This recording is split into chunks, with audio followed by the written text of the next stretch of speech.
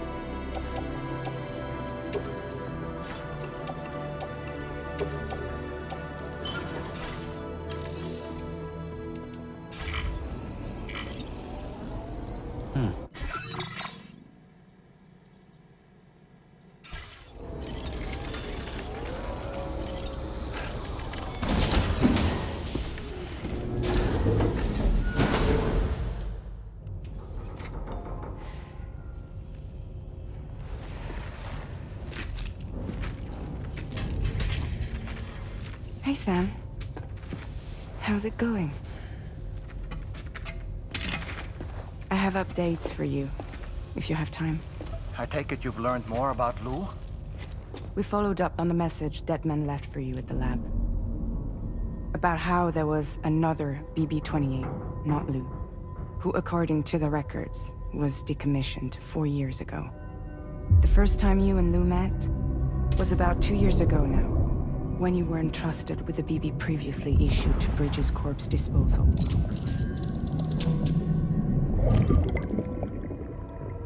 And together, the two of you made it all the way across North America. Deadman and everyone else at Bridges, they all called Lou BB-28. Right. Because that was Lou's serial number. You see, we found the records for the BB storage facility. By cross-referencing the data, we confirmed that after BB-28 was decommissioned 4 years ago, Lou was assigned the same designation and placed into storage. So what you're telling me is that instead of getting a new serial number, Lou inherited an old one?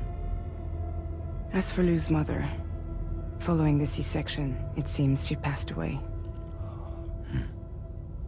And that, pretty much, is the extent of our recent discoveries. Without a still mother to provide support, it makes sense that Lou was kept in reserve. But we still have no idea who approved the serial number reassignment, much less why they did it. Higgs said there were things I didn't know. Maybe this is what he was talking about. I think it could be.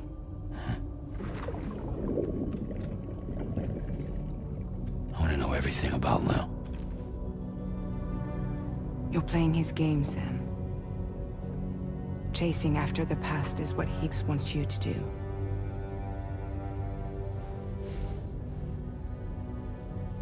I need to know where Lou came from. I have to know. If you're sure, Sam, I'll keep digging. In the meantime, you should get plenty of rest before your next mission.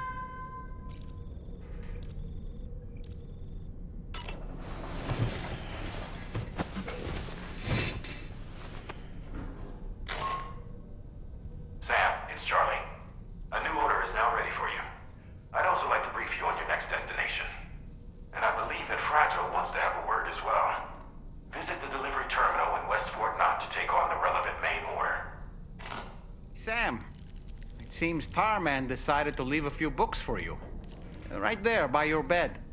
Reading is a wonderful way to take your mind off things. Trust me.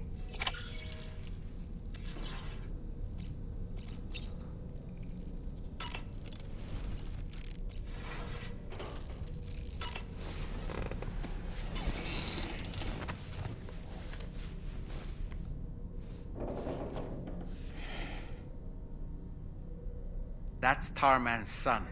He must have placed a photograph in here for safekeeping. This is an important memento. Why don't we go and take it to him?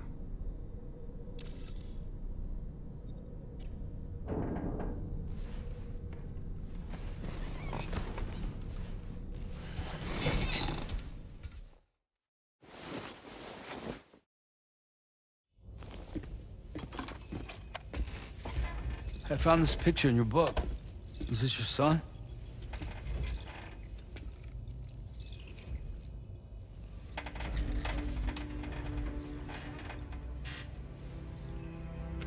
Thank you. Yes. He's still out there somewhere, borne along on the currents, with this right hand of mine.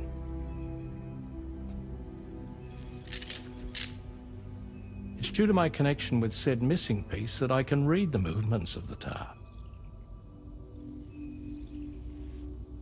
Something akin to a phantom pain. You want to hear the story? Sure. I was both a medical doctor and a geophysics researcher once upon a time. In those days, the tar currents were a key focus of mine. This ship was originally built to facilitate my studies, in fact. The deep tar hunting vessel Magellan, we named it.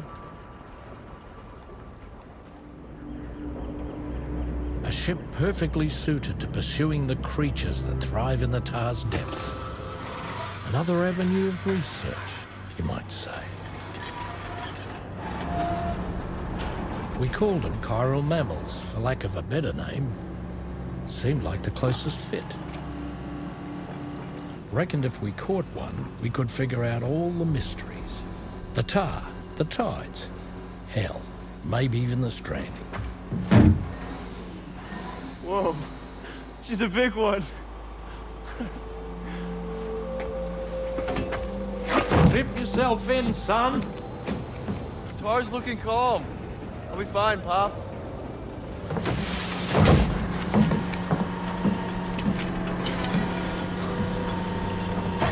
You seeing this?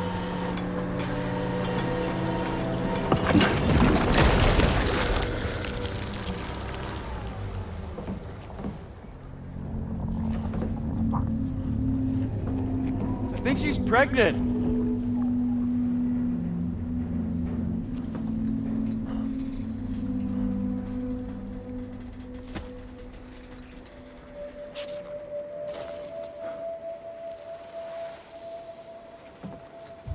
Hey, Pop. This is weird.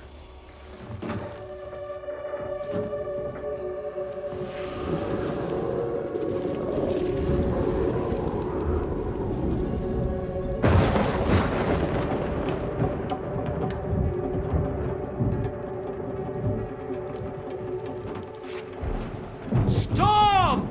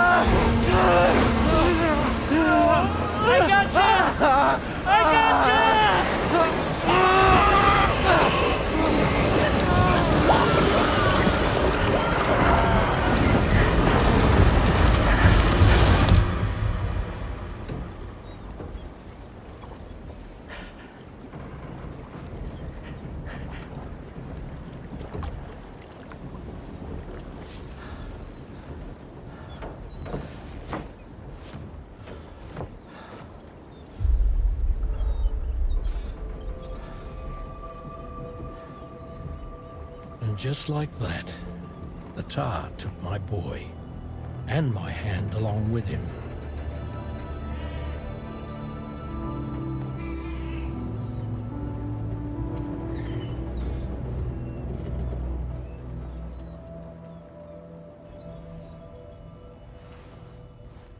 At first, I thought this little guy was my son reborn.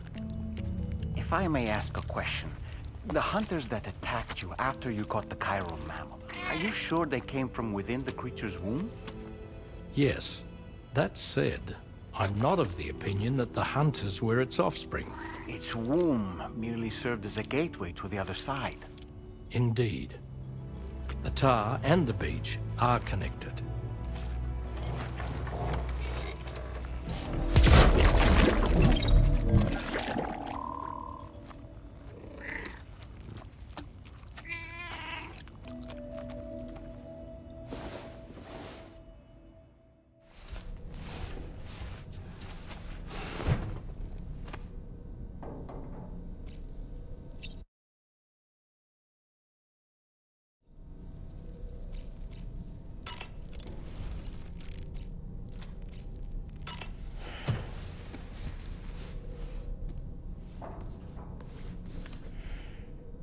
Moby Dick, or The Whale, seems to be one of Tarman's favorite novels.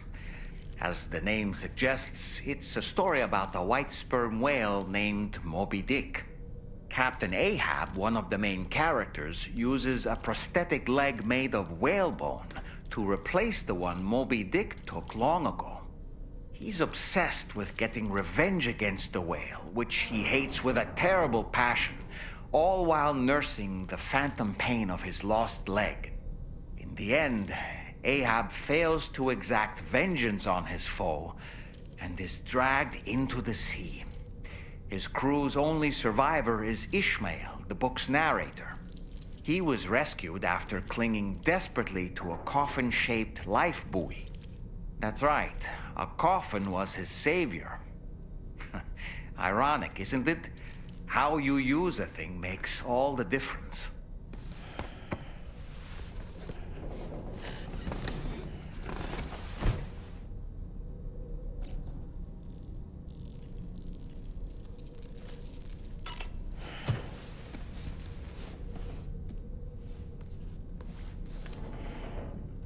On a dark night in May 1816, 3 men and 2 women found themselves confined to a villa on the shore of Lake Geneva. A catastrophic volcanic eruption had wrought havoc on the global climate, and a relentless rain hammered down outside. With little else to do, the occupants of the villa decided to compose ghost stories. And it was on this fateful night that a woman named Mary penned what would become Frankenstein. Mary, who was only 18 years of age, had already lived a tumultuous life. She was engaged in an affair with the poet Percy Bysshe Shelley at the time, whom she would later go on to marry. A dramatic retelling of these events was committed to film prior to the death Stranding. Titled Mary Shelley, it stars Elle Fanning in the lead role. Now, where have I heard that name before?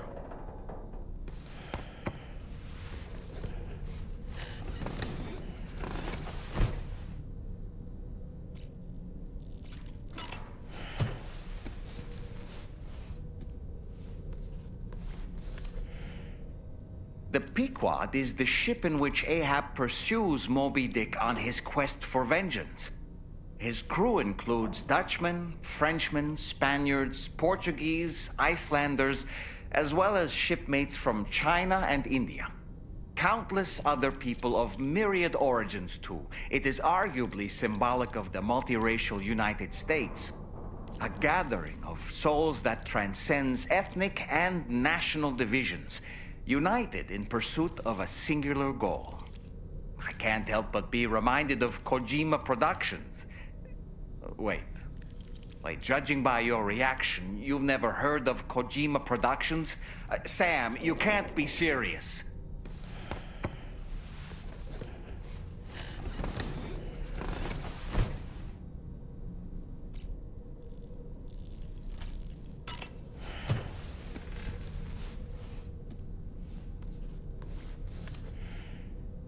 The gathering of storytellers that spawned Mary Shelley's Frankenstein gave rise to yet another legendary creature of horror fiction.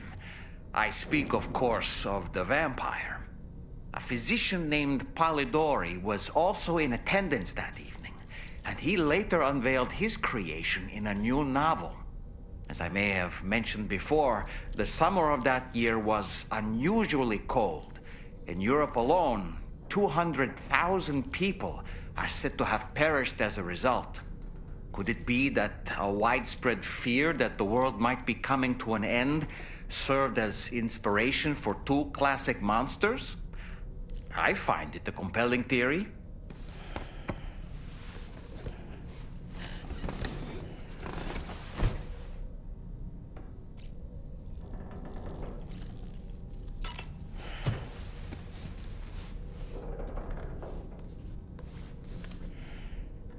Certain parallels can be drawn between Captain Ahab's pursuit and the Prometheus myth. Prometheus is a deity said to have stolen fire from the heavens in order to give it to humans. In essence, he bestowed upon them the power of the gods themselves. This power manifested as technology. Humans crafted tools, and with them brought nature to heal and built great civilizations. Perhaps the author intended to frame Ahab's pursuit of the white whale as one akin to mankind's struggle against the forces of nature.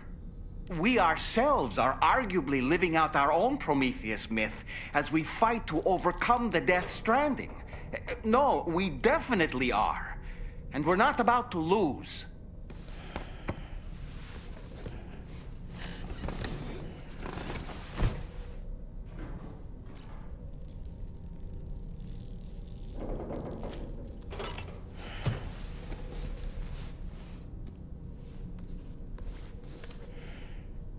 It should be noted that the monster's name is not Frankenstein, nor was it ever given a proper name.